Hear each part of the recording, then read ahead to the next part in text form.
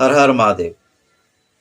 जय सनातन, जय सनातन राष्ट्र, जय सनातन संस्कृति, जय शिव महापुराण, जय सभी महापुराणों।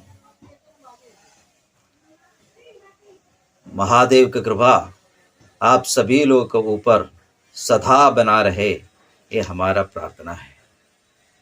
क्योंकि हर दिन हम लोग शिव महापुराण का ऐसा ऐसा महात्म्य और महत्व हम लोग के सामने महादेव रख रहा है।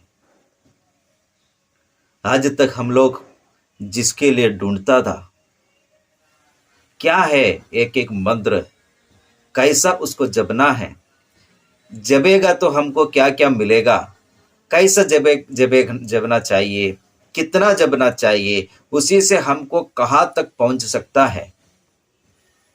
पिछले अध्याय में इसके बारे में बहुत अच्छा से हम लोगों को महादेव सुनाया।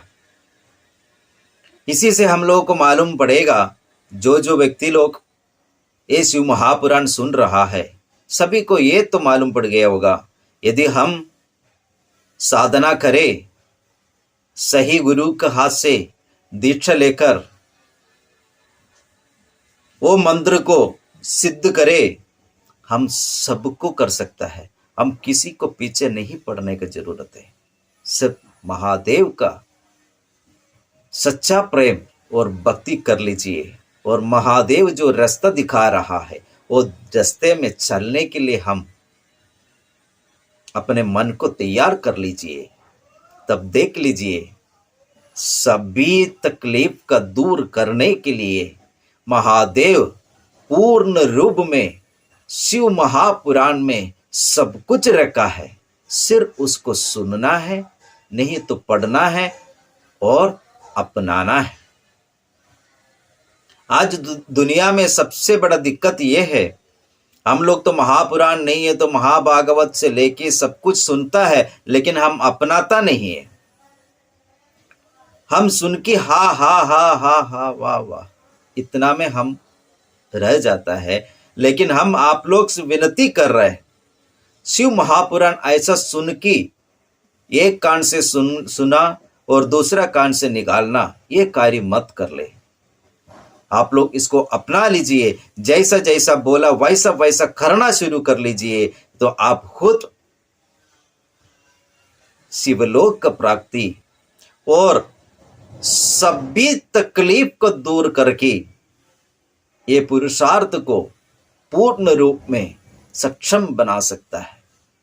सिर्फ महादेव जो रास्ता दिखाया है, और रास्ते में चलने के लिए तो तैयार हो जाइए। हर हर महादेव। आज हम लोग अगले अध्याय में पहुंच रहा है। ये अध्याय हम लोग के लिए बहुत बड़ा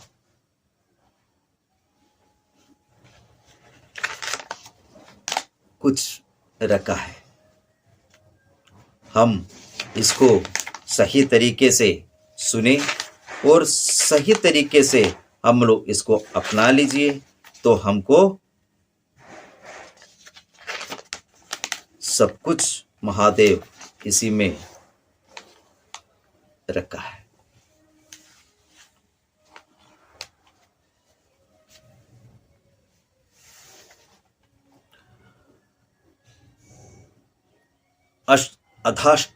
अष्टोदशो अध्याय।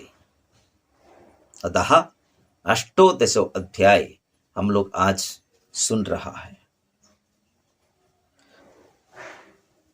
ओम गजाननं भूतगणादिसेवितं कवित्वजम्बुफलसारभक्षणम् उमाश्रुतं शोकविनाशकारकं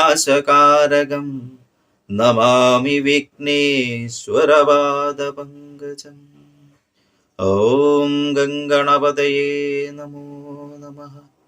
ओम कर्पूरगौरं करुणावतारं संसारसारं भुजगेन्द्रहारं सदा वसन्तं हृदयारविन्दे भवं भवानी सहितं नमामि। मन्दारमालं कलिदालकारे कपालमालिन्तगन्धराय दिव्याम्बरायै च दिगम्बराय नमः शिवायै च नमः शिवाय। ॐ अखण्डानन्दबोधाय शोकसन्तापहारिणे सच्चिदानन्दरूपाय शंकराय नमो नमः।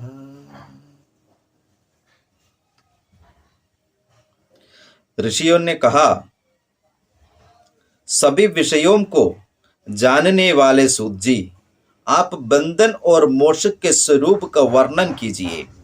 सूत जी ने कहा, हे ऋषियों, मैं बंधन तथा मोक्ष के उपाय का वर्णन कर रहा हूँ, आप सब आदर पूर्वक सुनिए। प्रकृति आदि 8 बंधनों से बांधे रहने के कारण आत्मा को जीव कहते हैं।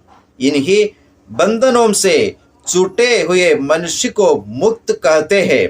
प्रकृति आदि बंधनों को अपने वश में कर लेने का नाम ही स्वयं मोक्ष कहा जाता है। बंधनों से जकड़े हुए को जीव और उनसे मुक्त पुरुष को मुक्त कहते हैं। प्रकृति के आगे वृद्धि बुद्धि और बुद्धि के आगे गुणात्मक अहंकार और पंच तन्मात्राओं को, इन 8 को प्रकृति कहा जाता है। प्रकृति के आगे बुद्धि, बुद्धि के आगे गुणात्मक अहंकार और पंच तन्मात्राएं, इन 8 को प्रकृति कहा जाता है। उक्त प्रकृति संज्ञित 8 भावों से इस देह की रचना होती है और देह से किए गए कार्यों को कर्म कहते हैं। फिर देह से कर्म और कर्म से देह का क्रम चलता रहता है। शरीर 3 प्रकार का होता है, स्थूल, सूक्ष्म, कारण। स्थूल शरीर सांसारिक व्यापारों का कारण होता है और सूक्ष्म इंद्रियों को भोग देने वाला होता है। कारण शरीर जीव के कर्मानुसार आत्मा के भोग के लिए है। कर्मों से ही सुख दुख पाप पुण्य प्राप्त होते हैं। इसलिए यह जीव कर्म रूपी रस्सी से बार बार बांधकर अपने कर्मों के अनुसार 3 प्रकार के शरीर में सदा चक्र की बांधी घूमता रहता है। चक्र के समान सदैव न घूमते रहे, इसके लिए संसार रूपी चक्र के कर्ता जगदीश्वर का पूजन करे। प्रकृति आदि ये 8 महाचक्र है। इनसे परे केवल शिव है, क्योंकि संसार चक्र के रचयिता महेश प्रकृति से परे है। जिस प्रकार जीते हुए बालक जल को पीता है, तदंतर वमन कर देता है, इसी प्रकार शिव भी प्रकृति को वश में किए रहते हैं। संपूर्ण सृष्टि उनके वश में है, अतः एवं वे शिव कहे जाते हैं। शिव ही सर्वज्ञ, परिपूर्ण और निस्पृह है। वे अपनी सर्वज्ञता से तृप्त अनादि बोध है। स्वतंत्रता से युक्त होने का कारण वे प्रकट शक्ति युक्त है, तथा वे महेश्वर की अनंत शक्ति है। उनके मानस ऐश्वर्य को केवल वेद जानता है। इस कारण शिव की ही प्रसाद से प्रकृति आदि वश में होती है। शिव का प्रसाद प्राप्त करने के लिए शिव के ही पूजा करें। उस निष्प्रह और पूर्ण की पूजा कैसे हो सकती है? अतः शिव के उद्देश्य से जो कर्म किया जाता है उसी से वे प्रसन्न हो जाता है। लिंग में बेर में उनके भक्तों में शिव का ध्यान लगाकर शरीर वाणी मन तथा धन से उनकी पूजा करे। प्रकृति से परे रहने वाले भी वे महेश पूजा करने का कारण भक्त के ऊपर विशेष रूप से कृपा करते हैं। शिवजी के कृपा से क्रमशः कार्य आदि सब वश में हो जाता है। जब कर्म से लेकर प्रकृति पर्यंत अपने वश में हो जाए, उसी समय वह भक्त मुक्त और आत्माराम हो जाता है। परमेश्वर की कृपा से जब यह कर्म देह अपने वश में हो जाता है, उस समय जो शिवलोक में वास होता है उस सालक की मुक्ति कहते हैं। तन्मात्रा के वश में कर लेने से सांबा की समीपता प्राप्त हो जाता है। उसके बाद आयुध आदि की क्रियाओं में त्रिशूल धारण आदि से भी वह शिव की समानता को प्राप्त हो जाता है। महाप्रसाद की प्राप्ति हो जाने पर बुद्धि भी अपने वश में हो जाती है। प्रकृति के कार्य बुद्धि है, उस सृष्टि कहते हैं। फिर महाप्रसाद से प्रकृति भी वश में हो जाती है। तब शिवजी का मानस ऐश्वर्य पर्यंत के बिना ही मिल जाते हैं। सर्वज्ञता आदि शिव के ऐश्वर्य को प्राप्त कर भक्त अपने में शोभित हो जाता है। उसी को वेद शास्त्र के ज्ञाता विद्वान सायुज मुक्ति कहते हैं। इसी क्रम से लिंग आदि का पूजन करने से स्वयं ही मुक्ति हो जाती है। इसलिए शिव की प्रसन्नता को प्राप्त करने के लिए क्रिया आदि का विधिवत पूजा करें। शिव की क्रिया, शिव का तप, शिव मंत्र का जप है। शिव का ज्ञान, शिव का ध्यान, इन दोनों का निरंतर अभ्यास करें। अर्थात प्रातः काल से सोने तक तथा जीवन से मरण पर्यंत शिव के ध्यान करता रहे। कमल आदि के फूलों से शिव की पूजा करने से भक्त शिवलोक को जाता है। ऋषियों ने कहा, हे सुवत्र सूजी, लिंग आदि में शिव पूजन का क्या विधान है, उसका वर्णन कीजिए। सूत जी ने कहा, हे ऋषियों, मैं लिंग आदि में शिव पूज का विधान क्रमश कहता हूँ, उसे आप लोग सावधान होकर सुने। सभी इच्छाओं को पूर्ण करने वाला सर्वप्रथम प्रणव लिंग है। सूक्ष्म प्रणव रूप शिव निष्कल निराकार है तथा स्थूल लिंग कलायुक्त है। उसी को पंचाक्षर कहते हैं। इन दोनों की पूजा को तप कहते हैं। वे दोनों ही मोक्ष के देने वाला है। पुरुषार्थ से तथा प्रकृति से निर्मित बहुत से लिंग है। उनका विस्तार पूर्वक वर्णन शिवजी ही कर सकते हैं, दूसरा कोई नहीं। परंतु पार्थिव लिंगों को संबंध में जो मुझे मालूम है वह मैं तुमसे कहता हूँ। पहला स्वयंभू लिंग, दूसरा बिंदु लिंग, तीसरा प्रतिष्ठा किया हुआ लिंग, 14 चार लिंग तथा 5वां गुरु लिंग। देवता तथा ऋषियों के तब से संतुष्ट होकर उनकी समीपता के प्राप्त करने के लिए पृथ्वी के भीतर बीज और नाद रूप से रहने वाले शिवजी जिस प्रकार अंगूर भूमि के भेद कर बाहर निकलता है, उसी प्रकार स्वयं पैदा हुआ लिंग को स्वयंभू समझना चाहिए। उस लिंग की पूजा करने से ज्ञान की वृद्धि अपने आप हो जाती है। सोना चांदी पृथ्वी तथा वेदी में अपने हाथ में लिखे हुए लिंग तथा शुद्ध प्रणव मंत्र को यंत्र पर लिखकर उसकी प्रतिष्ठा तथा आवाहन करे। यह बिंदुनादमय लिंग का स्थावर तथा जंगम रूप है। यह पूर्ण भावनामय, इसमें निसंदेह शिव के दर्शन होते हैं। जहाँ शिवजी का निवास किया जाता है वहाँ वे निसंदेह फल देते हैं। अपने हाथ से लिखे हुए मंत्र स्थावर आदि में तथा स्वाभाविक स्थान में लिखकर आवाहन करके षोडशोपचार से उनका पूजन करें। इससे स्वयं ऐश्वर्य की प्राप्ति होती है। अभ्यास करने से ज्ञान प्राप्त होता है। देवताओं तथा ऋषियों ने भी अपनी सिद्धि के लिए मंत्र सहित अपने हाथ से शुभ मंडल में जो इससे स्वयं ऐश्वर्य की प्राप्ति होती है और अभ्यास करने से ज्ञान प्राप्त होता है। देवताओं तथा ऋषियों ने भी अपनी सिद्धि के लिए मंत्र सहित अपने हाथ में शुभ मंडल में जो शुद्ध भावना से उत्तम लिंग को स्थापित किया है उसी लिंग को पौरुष अर्थात प्रतिष्ठा कहते हैं। उस लिंग की प्रतिदिन पूजा करने से पुरुषार्थ तथा ऐश्वर्य की प्राप्ति होती है। विद्वान ब्राह्मणों ने, राजाओं ने तथा धनवानों पुरुषों ने शिल्प कला विधि द्वारा जिस लिंग का निर्माण कराकर जिसे मंत्र द्वारा स्थापित एवं मनुष्यों द्वारा प्रतिष्ठित कराया गया हो वह प्राकृतिक है। इसके पूजन से प्राकृतिक ऐश्वर्य मिलता है जो बलयुक्त एवं नित्य है, और पौरुष लिंग कहते हैं जो दुर्बल और अनित्य है।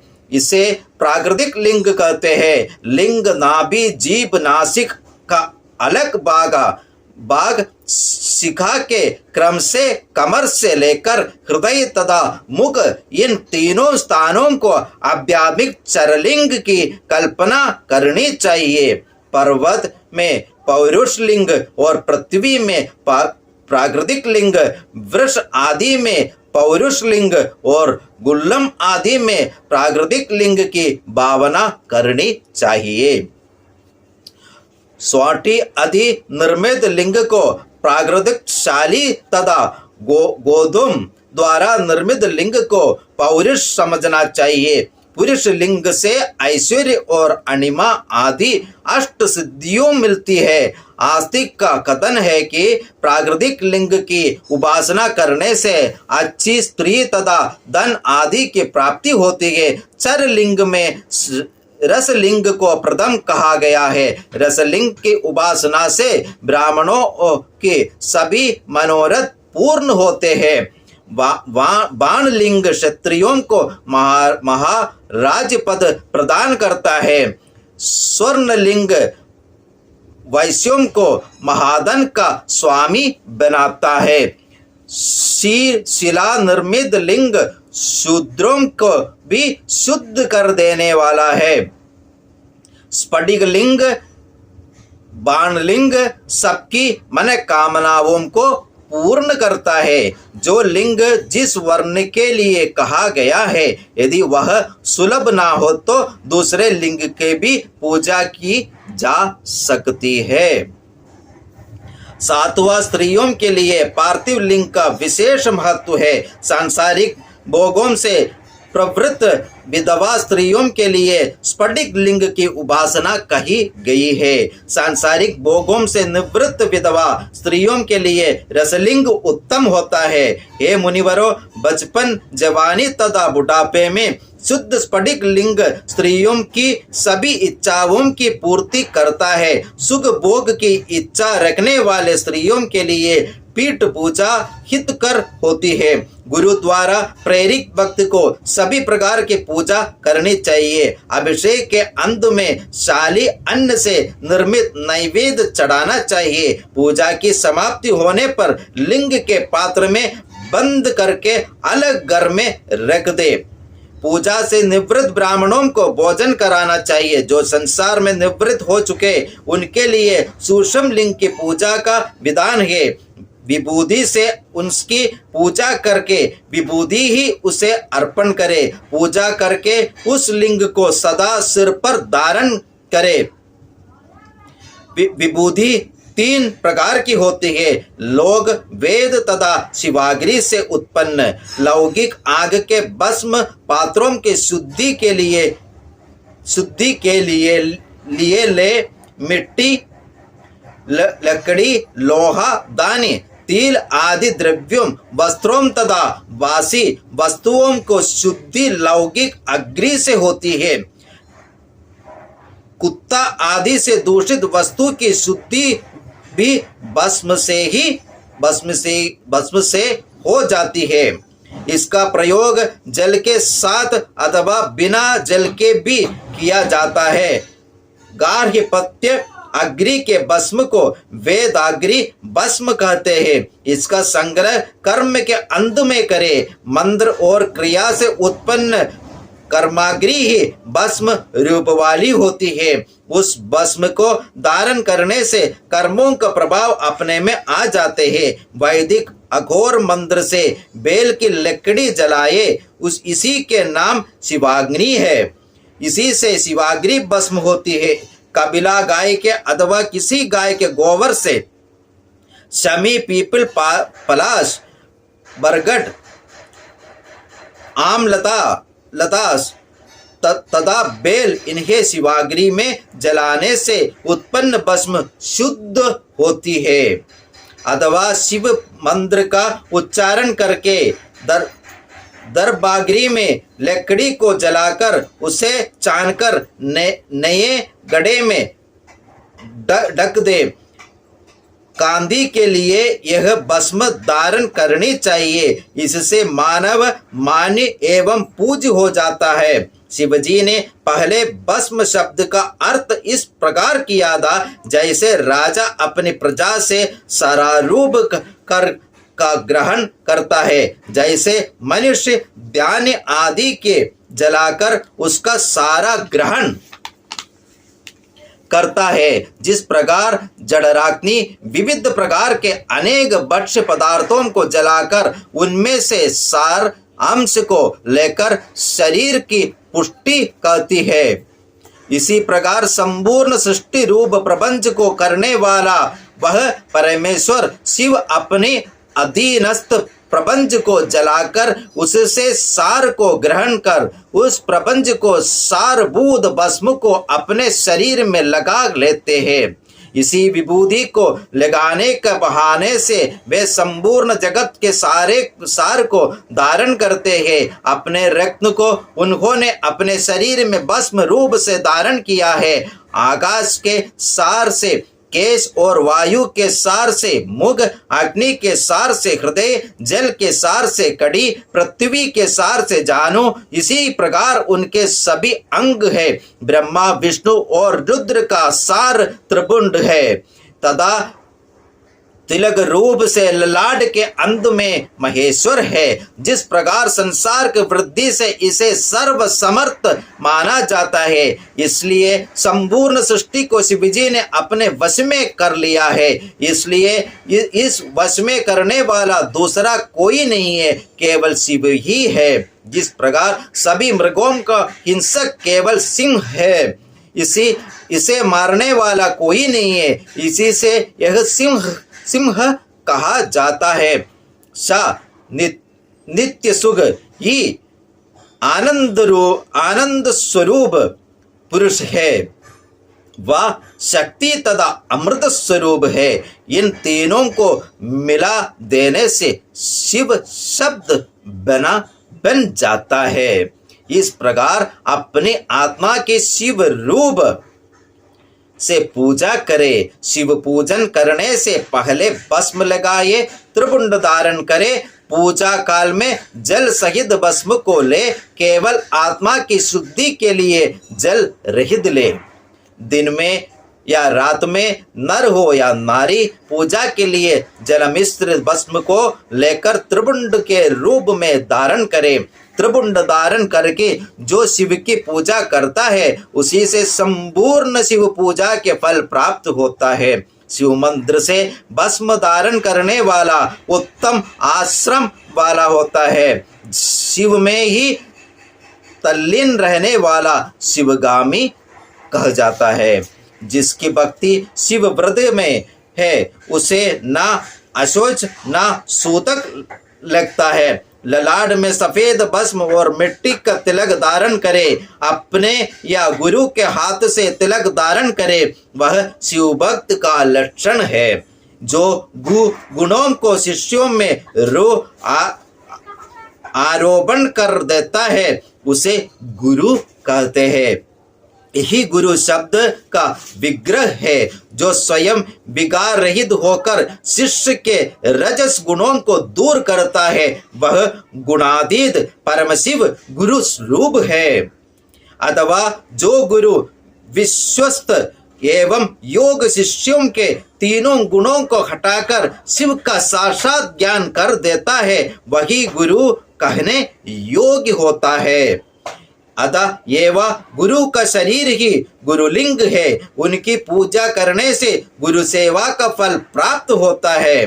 सुनी हुई आज्ञा को जो पालन करता है उसे सुषुप्सा कहता है। उसे तन मन वाणी से करना चाहिए। गुरु ने जो कहा हो उसे शिष्य कर सकता हो या न कर सकता हो, उसे जो पवित्र आत्मा वाला पुण्य व्यय या धन व्यय करके भी करता है, वही शासन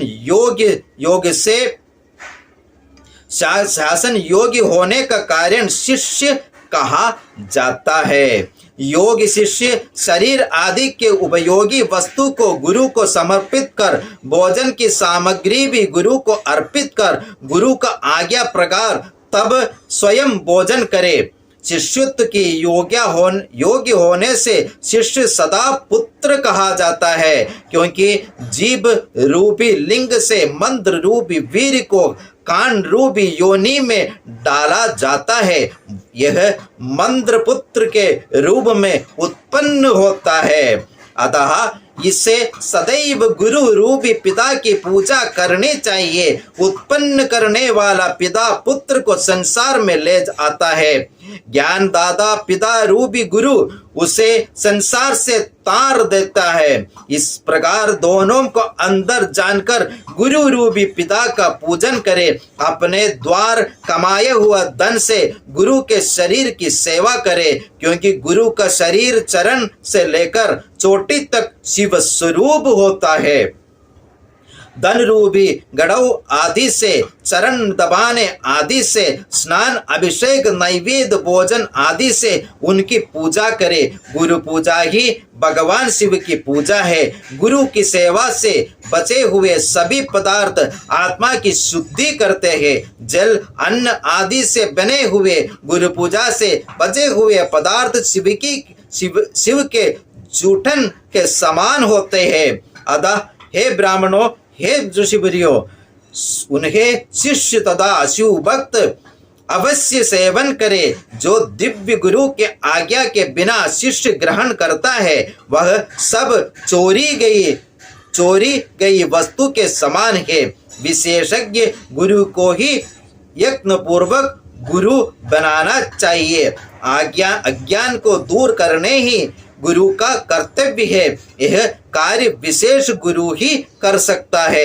पहले कार्य की निर्विघ्न पूर्ति होने के लिए विघ्नों की शांति करनी चाहिए। निर्विघ्न तथा संगोबांग किए कर्म ही सफल होता है। इसलिए सभी कर्मों का आरंभ में गणेश का पूजन करना चाहिए। विद्वान को चाहिए कि वह सभी प्रकार विद्युबाधाओं को दूर करने के लिए सभी देवताओं की पूजा करे। इससे ज्वर आदि रोग, गंध रोग, बाहरी तथा आध्यात्मिक सभी रोगों की निवृत्ति हो जाती है।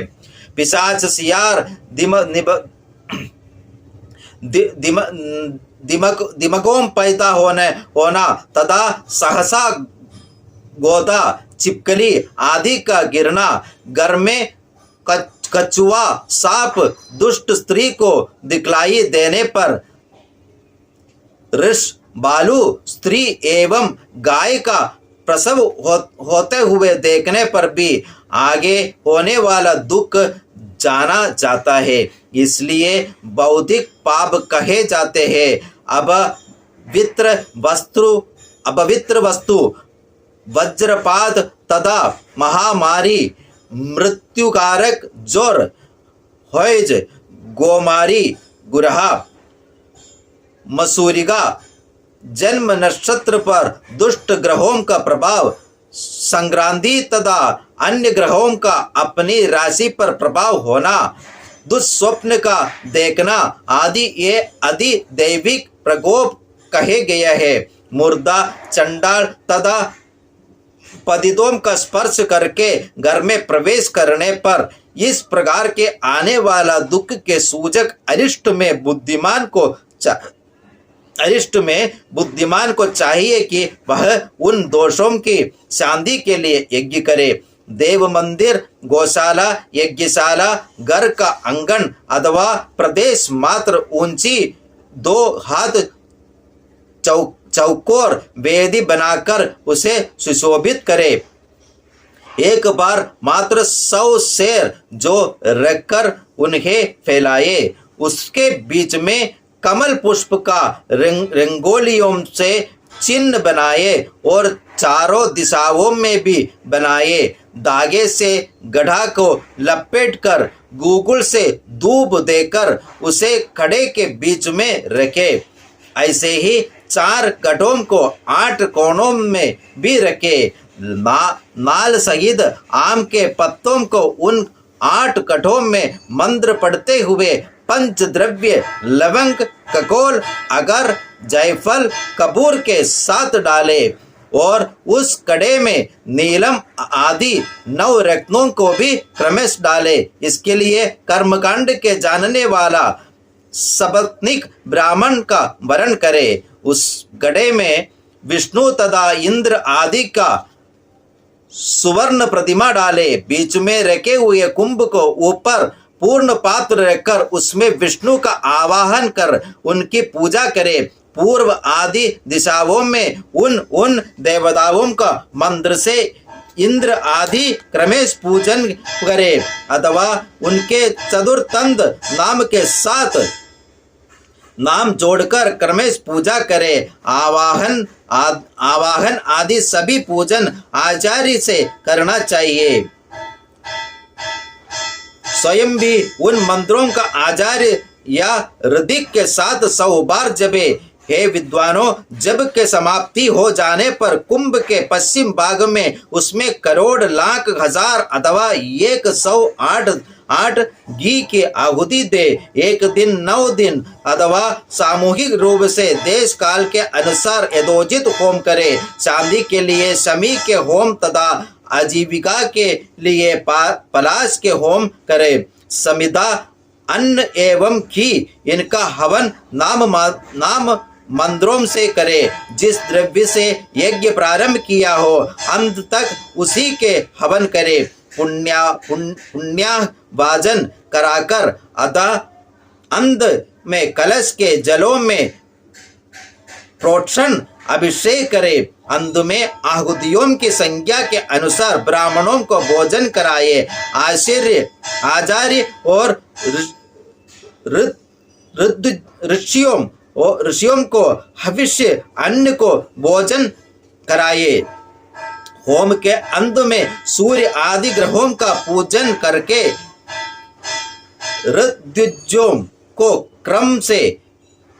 ऋषियों को क्रम से नवरत्नों के दक्षिणा में दे।